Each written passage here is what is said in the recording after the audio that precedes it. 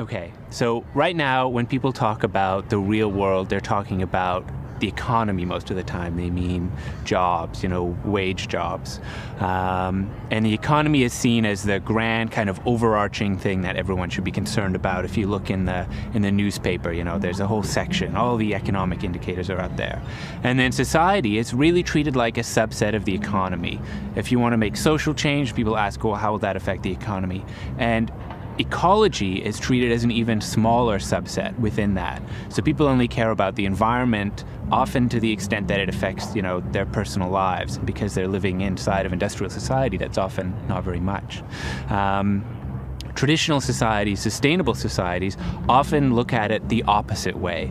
So ecology is what we all live in. We depend on the land base. We need the land base to survive, and that provides everything else. And then society, our society is inside that, is encapsulated by that. And then within society is the economy. And there are rules that the economy has to follow that are set by the community. The community places limits on the economy. So the way that society is structured right now, the way that people view the world, is really an inversion of what you would want to see if you were actually living in a sustainable society. Instead of the ecology being the basic necessity, kind of the starting point for our philosophies or our worldviews or our discussion, it's been inverted to the economy. And of course that's been a complete disaster ecologically. I mean, even from human or social terms, it's been pretty disastrous. And most people aren't aware of that. They don't think about that. They don't think about ecological crises because they're not living in an ecological world. They're living in an artificial world, a bubble, a construct, a spectacle. And so they aren't even aware of the level of crisis that we're in, let alone able to actually think about why we're in a crisis and how we need to respond to that if we're going to be successful.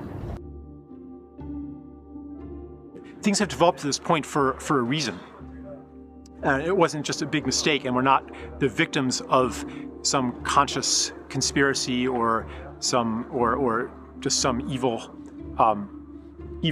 set of evil power elite or something like that.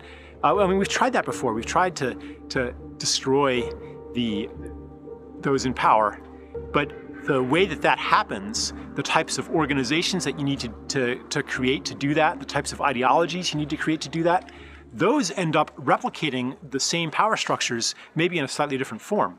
So the Bolshevik Revolution, for example, was one of the few revolutions that was actually successful in tearing down the original 1%, but they just installed a new 1% because the underlying mindset is the same, which basically comes down to control.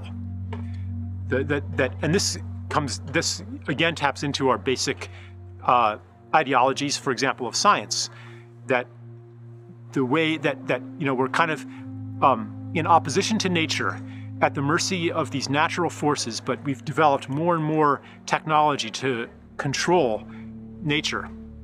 And that also extends to controlling human nature, to controlling society, to controlling the evil part. The locusts, the floods, the rats, and now the bad people. And the ideology says that goodness comes through control. But I think that control is fundamental to the problem.